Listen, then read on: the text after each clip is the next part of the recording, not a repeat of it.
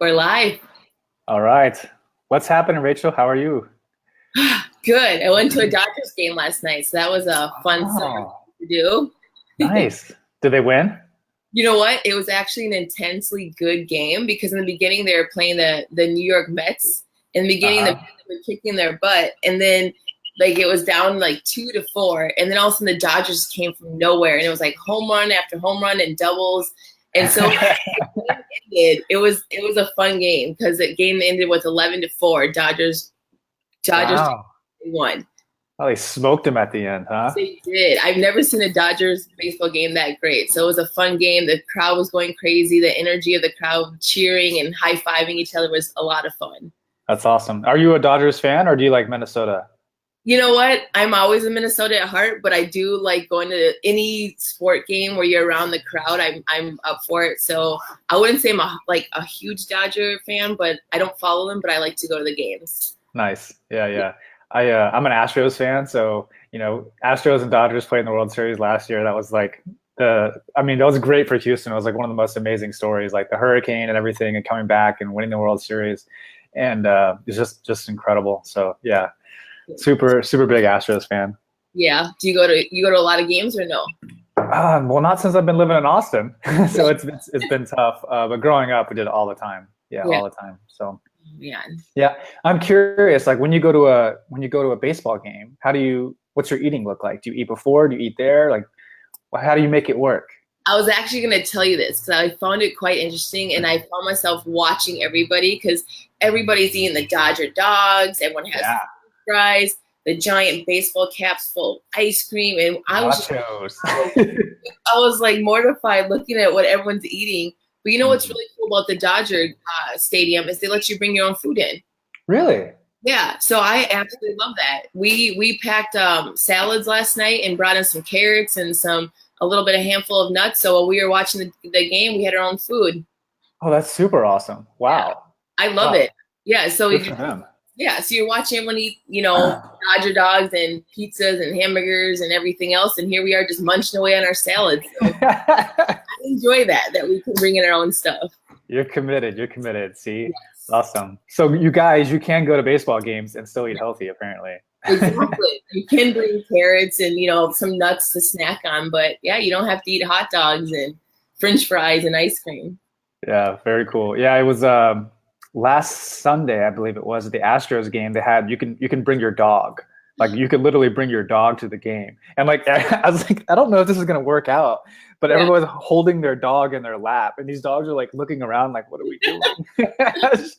I was just wondering if the dogs were like fighting or getting mad at each other. oh, Anyway, they somehow made it work. It was like a sold out crowd.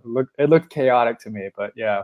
that's crazy because you think the dogs would be like wanting because dogs get antsy. They don't want to just sit there. So see them sitting on all the laps, just looking around like, what are Right. we doing here? There's so Yeah, many it's torture. Plus, there's like a ball running out in the field. Like the dogs. dog just wants to go out there and play with it. Like That's awesome. I want that. I was mentioning that yesterday. I'm like, I hope Dodgers do a bring your dog day. I would love to attend. it happened.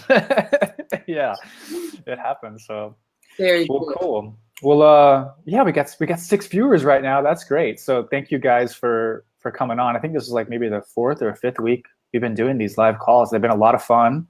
Had a lot of views, a lot of great questions. So as we're going about here discussing what we're going to discuss, feel free to leave any questions. Really engage with us. We love it when you comment and we can interact with you more. So today, what I want to discuss is protein. So this is one of the most important topics we could talk about. It's interesting when it comes to diets, right? Because there's so much information out there and it can be so confusing. And you'll hear things like eat a high carb diet is good for you, eat a low carb diet is good for you. And then with fat, one second it's like eat a low fat diet. That was the big thing like in the 80s, and 90s. And now it's like, well, eat a high fat diet. So it can be very confusing. But one thing that you've never heard is eat a low protein diet. Like it just doesn't happen. Even if you're talking about a vegetarian diet, they're still encouraging you to eat foods that have protein in them, because protein is absolutely essential to the human body. You have to have it. So it's important for we talk about collagen a lot, but just protein in general, important for your tendons, your ligaments. It's what makes up your structure, so to speak. It's where you get your muscles that help you move and do all these things. It's good for your brain, so there's no debate about protein. You absolutely have to have protein. It's of all the macronutrients, it's the most essential. And I want to reiterate that when we're talking about macronutrients, what we're promoting here in this kind of Paleolithic lifestyle, in the Native Path brand is a very macronutrient agnostic approach, right? So some of you may do better with high carb, low fat. Some of you may do better with high fat, low carb. But the protein is always, for most people, going to be fairly moderate. There's not too much change on that. So I want to discuss the importance of protein and maybe talk about consistency and talk about quality and answer some of the most common questions that a lot of people have. So, but again, like I said, it's essential, and the reason why is because it's where you get all your amino acids. There's 21 different amino acids in protein, and of those 21, 9 are essential. And we encourage people to eat animal-based proteins as often as they can, because those are the ones that have all 9 essential amino acids and also all 21 amino acids. So things like plant-based proteins like lentils or peas or beans or hemp or anything like that, they're always going to be missing 1 or 2 of these amino acids. So it's very difficult to get all of your protein sources. So the best way to get all that is from animal-based protein sources.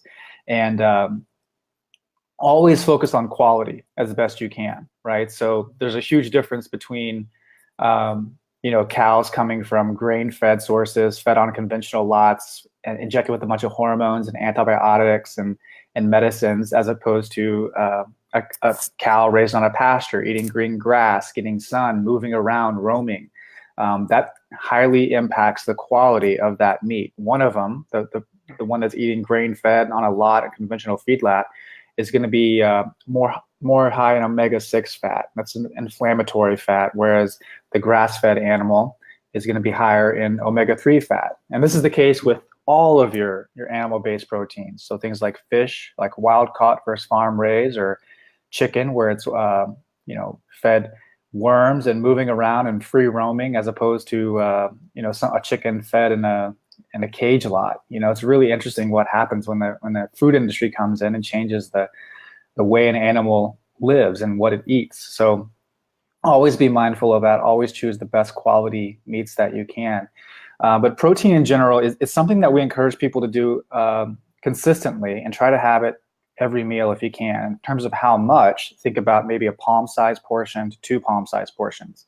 That's going to vary depending on your size right now, but for the person coming from the context of a standard American diet, where they're eating a ton of refined carbohydrates and their foods are very inflammatory, and most people are extremely protein deficient, starting out by eating more consistent quality protein, especially during the first 2 weeks, is one of the things that can rapidly turn your health around and get you burning fat as quickly as possible and get you fat adapted and get you off the sugar, right? So protein in and of itself stimulates a hormone called glucagon, and that's a fat burning hormone, right? This opposes a fat storing hormone called insulin, which gets secreted when you eat carbohydrates, right? When there's glucose in the bloodstream. So one of the things early on we're trying to do is shift those hormonal, that balance right there, more in favor of producing glucagon, because we're eating more protein and less carbohydrates. Protein is also extremely satiating. So you notice how, like, when you eat like a chicken breast, you have one bite, it's good. You have your second bite, it's good. But like after a while, you don't feel like you have to keep eating because you get full very quickly. It really sends a good signal to your brain that you've had enough, and it's very nutrient dense, so you don't have to keep eating more of it. Whereas if you have like baked potato lays or whatever, like you have one and like you keep eating, you can't have enough, because the opposite thing happens in your brain. You can't stop eating those refined carbohydrates, whereas like quality protein, it's very satiating and you stop. So if you're eating more consistent protein at every meal, and you're focusing on quality in that 1 to 2 palm-sized portion, you're naturally going to eat less carbohydrates. You're naturally going to eat less calories overall, because the food is so satiating. And oftentimes the fat, you're either cooking fat, cooking like coconut oil or butter or you know, whatever to get that meat heated up. But there's also fat within the animal, within the meat, right? So you don't necessarily have to worry about getting too much fat because it's all taken care of right there. And this comes back to that success formula that we have. It's so simple. If you just do it consistently, it's just protein plus vegetables plus good fats equals success, like all the time, all day long. It's so simple. It's the quickest way to get out of jail and start burning fat immediately and retain muscle mass, right? So it's extremely, extremely important. And also I want to make that distinction in terms of why it's important to retain muscle mass. You know, so a lot of people, especially women, they hear muscles and they get very, very scared. They get afraid they're going to get bulky or something like that. And that's not like what's going to happen. The women that you see are doing that are spending like 2 to 3 hours in the gym every single day. They're eating way more calories than you're eating. Yeah. You're not going to bulk up. What we want to avoid here is starving yourself and losing muscle mass and just losing weight. What you really want is to lose body fat and retain or gain muscle, right? So the how strong you are, retaining your muscle is a good indicator of how well you will live as you age. You know, so the less muscles you have, the more likely it is you're going to have a fall, the more likely you're going to have a fracture, and you lose your functional mobility as you age. So it's incredibly important for people all through their life is just to be consistent with having good quality protein. So it's very important. And I said I try to have it every meal, but it's also really important to have it with your first meal of the day, because that sets the tone for what's going to happen the rest of the day. So that standard American breakfast that we talked about, where you're eating breakfast and like toast and orange juice, that's just a bunch of carbs, carbs, carbs. Your body becomes adapted to using sugar as fuel. You start producing a lot of insulin. You start storing fat. Your energy goes up and down all day long. That's kind of where most people are coming from. But if you start your day with good quality protein, you start burning fat for the beginning of the day. You start using fat as fuel. Your energy is much more steady, and you need less carbohydrates as you go on about your day. So like this is the first thing you can do. Biggest tip is just to have protein for your first meal of the day. Now that could be breakfast or that could be lunch. We talked a lot about, you know, some intermittent fasting, and it's okay to skip a meal every now and then, and the benefits of eating in a more narrow 8-hour window. That can be a very good thing as well. But you know, those are the general rules with protein. As with everything else, you know, it's good to have variety, you know, so you to not have ground beef every meal, or to have eggs every meal, or chicken, rotate them, and to monitor how you're feeling with each food, because each food can be reactive to anybody. So think variety, think consistency, 1 to 2 palm-sized portions, especially your first meal of the day, and you'll thrive. One of the issues that a lot of people have with protein is they don't chew it very well, because they've been adapted to eating very easily digestible carbohydrates that you can just put in your mouth and swallow, that aren't very dense, so to speak, right? So protein's a much more dense food, and you have to chew it to really get all the benefits. So I talk about this all the time, and I feel like I'm beating a dead horse sometimes, but especially with protein, you have to chew your food. And it's one of the problems that people have during those first 2 weeks is sometimes they get constipated, but almost every time when we really investigate that, it's because they're not chewing their protein. They're in a hurry, they're moving around real fast, their body's all ramped up. It's not in a state where it can really digest food. So they're trying to swallow this protein down the same way they swallow down pizza, and it doesn't work. You have to slow down, chew your food like 20, 30 times until it's soup, until it's liquid, and then swallow. And that's going to help you really absorb that protein and get all the benefits. It's also going to send that signal much more clearly to your brain that you've had enough and that you're full. For some people, they may need some assistance. So I talked before about the benefits of supplementing with digestive enzymes. So one of the things I suggested was Now Food Super Enzymes. It's NOW. You can find that on Amazon. But the way you take that is just take about 2 capsules mid-meal when you're having protein, and that'll help you break down that food and absorb all the fat and carbohydrates and proteins that you're eating with those foods. So that's really protein in a nutshell. Other suggestion I have is is when you're snacking, try to snack around protein too. Really build your plate around protein, but snacking around protein.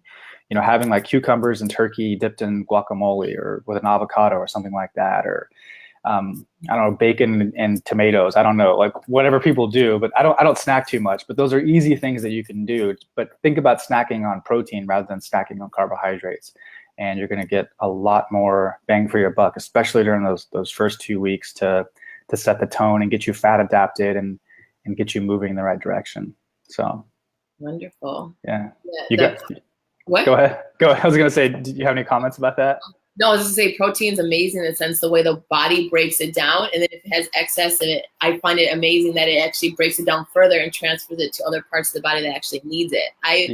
When I found that out, I'm like, that's fascinating how our body takes protein and gets the most of it. It's not like other food where you just eat it and just breaks whatever it needs and then it, just leaves. It actually goes to other parts of the body, which I found very, very interesting. Yeah, it goes everywhere, and it's the essential macronutrient, right? So it's incredibly important. And the interesting thing about protein is that people often talk about how you need glucose, the brain needs glucose, but the body has an ability to turn protein into glucose via a process called gluconeogenesis. Like you can still get glucose from protein. It's absolutely the most powerful macronutrient you can have. So it's really, really important. But yeah, that's the gist of protein. Yeah. So if anybody has any questions about that, just leave them here and we'll answer them, throughout the day. So wonderful. Should we dive into our questions? Yeah, let's do it. Right, perfect. So the first one is from Bill. He says, if one is not lactose intolerant, why is it bad, or what is bad about dairy? And what, if any, cheese is healthy to eat? Yeah, so remember that, during the first 30 days, we want you to avoid dairy.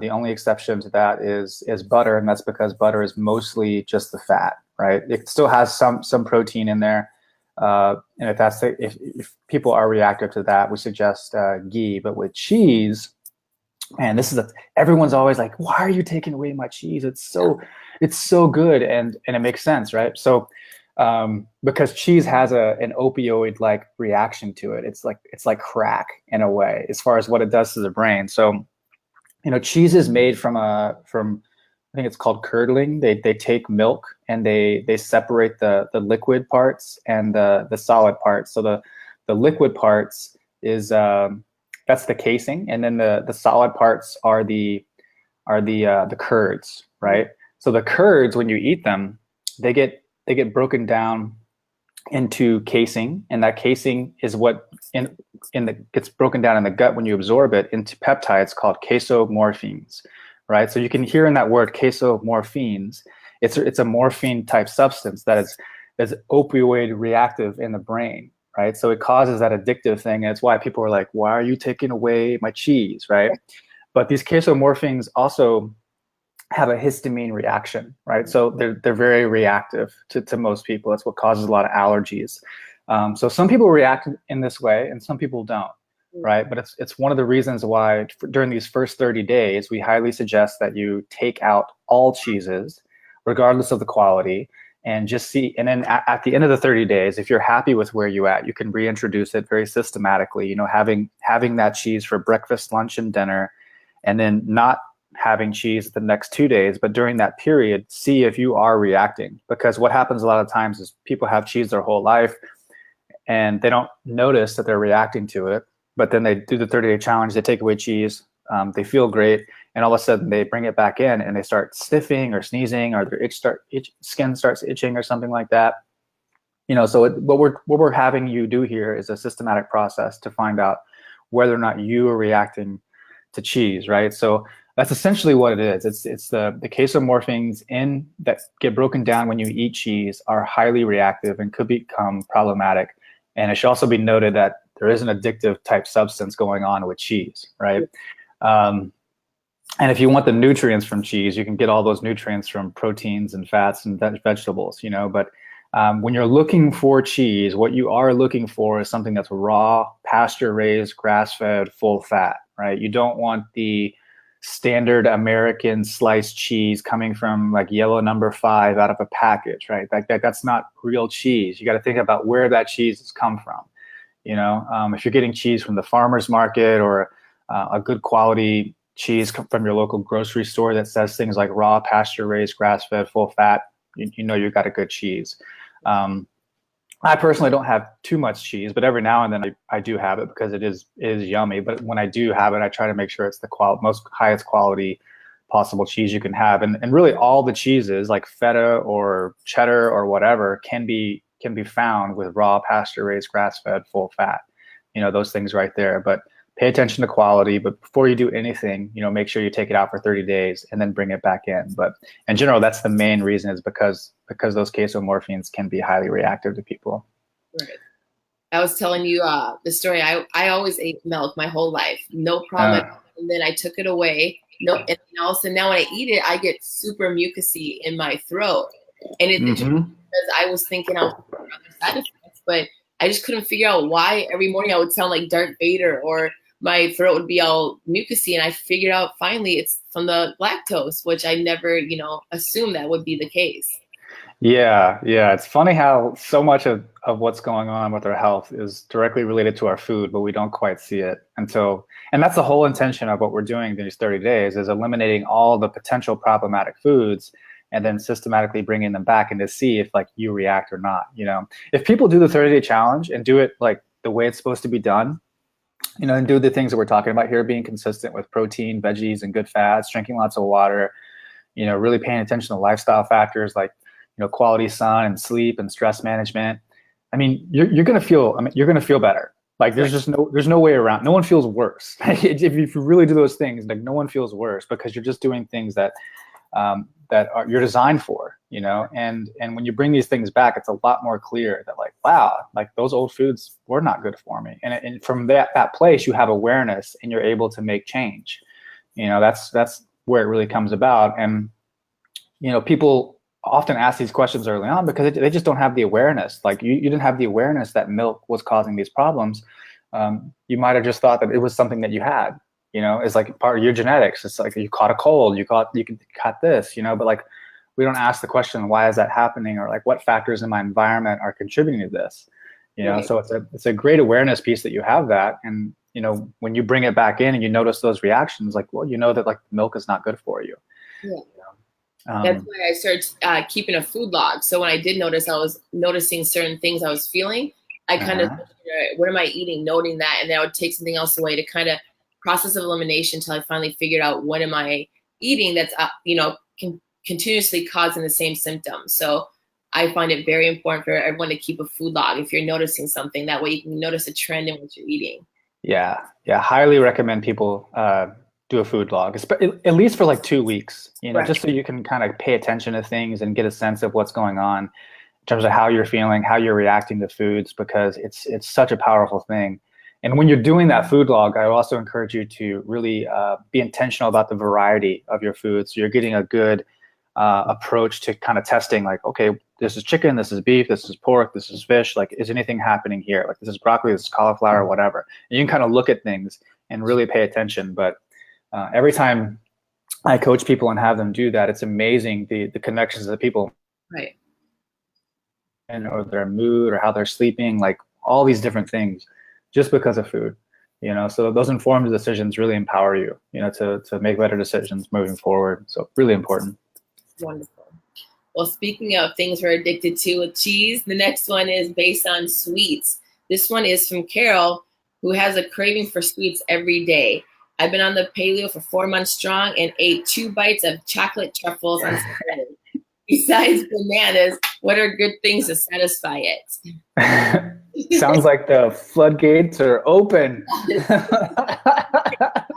It's so funny how sugar works. It's like you have a little bit and you're like, what else can I have? It's so good. Like you can like feel it in the words that she's writing, Oh man. Oh, so good. So good. I'm the same way. I mean, I am too. Like if somehow we have like fruit or dates in our house, like I can't stop. Like especially like dates, like I can't stop eating dates or figs. They're so good. Oh my God, yes. But yeah, like they mess me up too. So, but anyway, like so when people are saying I've been paleo 4 months strong, I just want to first say, like, have you really been paleo 4 months strong? And like, have you been doing the things that we talked about doing, like being consistent with protein and good and vegetables and good fats? Typically, when you're doing that and you're drinking lots of water, especially, the cravings for sweets will go away.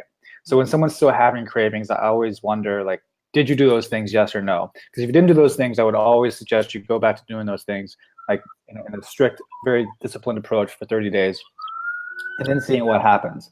After that, the question is, have you reached your goals? Like, are you at the level of leanness you want to be, the body weight you want to be? Is your energy good? All those things. If it's not, then I would suggest still tinkering on the lower spectrum of carbohydrates until you've really got that dialed in, and avoiding a lot of the real sugary fruits and the things I mentioned, like dates and figs and mangoes and all that stuff, right? So after that, if you want something sweet, just eat fruit.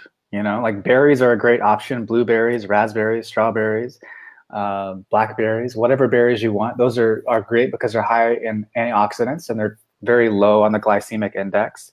But really, all fruits are fine. Some people get real particular about fructose in fruit. I don't typically worry about too much about it because fruits have fiber. No one ever got obese or type 2 diabetic because they ate too many apples or grapes or anything like that. But it is about context. So if someone is still craving a lot of sugar, to me that means they're insulin resistant still, and they haven't gained that insulin sensitivity back, and it's just time they need to still stay away from a lot of the sugary foods. But like I mentioned, all those fruits are fine. Even some dates and figs are fine. But I think what you have to watch out for are the fruit binges. Like what I'm talking about, like myself, like when I have dates for like breakfast, lunch, and dinner, those are a problem. They mess up my digestion, and my energy goes real low. So just be mindful of that. But just fruit's gonna be fine. Yeah. What's your opinion on fat bombs for later on? Because I know in the beginning everyone should fruit, and then once you kind of get that to subside a little bit, then maybe later on, once you reach your goal weight, to introduce something like fat bombs. I think they're fine. Just people have to be careful that they're not it's easy to overconsume calories when you're doing that, because fat's a much more dense calorie as opposed to protein or carbohydrates. So be careful with that. And the other thing you have to be careful of is digestion. A lot of people can't absorb that much fat. So like if you have these fat bombs, and the next thing you know, you're when you're pooping, it's like all liquid. It's like, stop the fat. You're eating way too much, right? Those are clear indications. So just be mindful of the quantity of the fat bomb that you have. But I like right now I'm eating much more on the lower end carb side of things. So I'm eating and consuming more fats than I typically do to make up for those calories, right? So I'm having like bulletproof coffee, which I normally don't do every day, but lately I've been doing it every day because I'm eating much less carbohydrates to make up for those calories. But I'm trying to also pay attention to things like how I'm feeling and my digestion and all those things, So it's about finding the sweet spot. But I think the fat bombs are fine. And like I said, you just got to be mindful of how you're feeling and how you react to those things. Wonderful. Speaking of being mindful, a big thing that we wanted to address is keeping off the scale and the importance of on 30 days to being mindful of what's happening to your body. So if you want to touch on that. Yeah. So this is something that obviously a lot of people come into this with the goal of losing weight, right? And people have this mindset that like weight loss is linear, that it just kind of goes like that. But that's not reality. Reality is weight loss goes like, it's up and down slope, but it generally goes down, right? And we also notice that people get very neurotic about the number that shows up on the scale, right? So they'll be like 1 day in or 2 days in, and like if they gain 2 pounds, which your weight is naturally going to fluctuate like 3 to 5 pounds every single day, depending on the last time you ate, when you wake up in the morning, when you go to bed.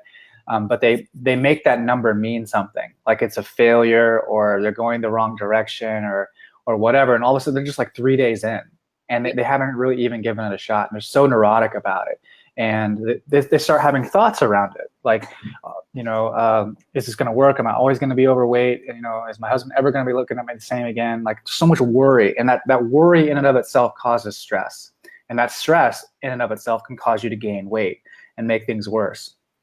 So what we're going for here is the long-term approach. We're not going for like a diet where something you get on and then get off. We're trying to teach you a lifestyle, something that's sustainable that you enjoy forever, where you don't have to get on the scale anymore. Like I do not get on the scale. I have not been on the scale like in years because I just don't, I'm not concerned with it. I'm more concerned with how I'm feeling. Yeah. You know, and that's how I want most people to approach this. And we ask that you just get on the scale on day 1, take that number, and then get on the scale again on day 30 and just relieve yourself of all that pressure. You know, pay more attention to your energy and how your clothes are fitting. Because this is another thing that happens too. We've seen this happen a lot, is where someone may just lose like 3 or 4 pounds, but they lose like 6 sizes, right? So this goes back to muscle density, right? Muscle weighs more than fat, right? So when we're eating more quality, nutritious, dense foods with more protein, you're going to retain or gain muscle and lose body fat, right? So that can change your body composition, and that is a better signal of what's happening in the body than just weight loss, right? So people, it's much more about losing body fat than it is the weight on the scale. That's a big thing I want to get across to people, and it's about being healthy. You know, when you're healthy, you're naturally going to feel better. When you feel better, you're going to have better outcomes and a better experience in your life. But if you want to just lose weight, you know, a lot of times what goes on with that is muscle mass and bone density and more unstable body, and you can just starve yourself and lose weight. You're not going to be happy, and you're not going to be healthy. You know, so we're going for the long run here, the lifestyle. Just get off the scale, trust this process. It works. Be consistent with all these things, and just the results will come. You know, and be patient. But relieve yourself of identifying your progress and who you are as a number on the scale. We live in a very, oh gosh, materialistic world. You know, that is like telling us all about weight. And I want you to start thinking more in terms of being lean and losing body fat and being strong. You know, being strong is much healthier and stable than just losing weight. You know. In the freedom you get I've heard someone tell me once, I could not walk to my mailbox, and now I'm walking a mile a day. So those are huge achievements that people need to focus on. Like, look what you're gaining in your life. You're gaining more freedom, more mobility. Like, those are huge, not just what the number tells you. Look what, you know, your life is growing and expanding. So right. Yeah, we'll see that a lot in tests. I mean, because a lot of times people do lose a lot of weight. I mean, sometimes 10, 15, 20 pounds. Like women losing that much in 30 days is quite just awesome. You know, it's really awesome. But so every now and then we see a comment that's like, I only lost 7 pounds, but I lost 8 sizes, but I'm just so disappointed that I only lost 7 pounds. And I'm like, whoa. And they're just going on and on about all these other great things that have happened, but they're just so stuck on that number on the scale, you know? And it's something that we've been conditioned to believe is so important, but it's really not near as important as how your clothes are fitting and your energy and your digestion and your mood and all those things, you know. And the number on the scale will do what it's going to do when it's going to do it. You know, just be patient with that. But remember, weight loss is not linear. It's all over the place. So just ditch the scale for 30 days, trust this process, and the results will come if you're just consistent and just be on the plan, you know. I love it. That was fantastic. Yeah. So, well, cool. Well, anything else? That is all the questions I have that came in. Okay, great. Well, thank you so much. You're such an awesome host, Rachel. I enjoy doing these interviews. So this is fantastic. Well, cool. Well, thank you guys for all joining in. And like I said, if you have any questions, you know, feel free to leave them in the comments. Any questions about anything we talked about here, or any questions all about anything, we're happy to help you. And you know, super grateful you're here with us. Yeah. And have a wonderful day, everybody. Okay, guys. Bye-bye. Bye-bye.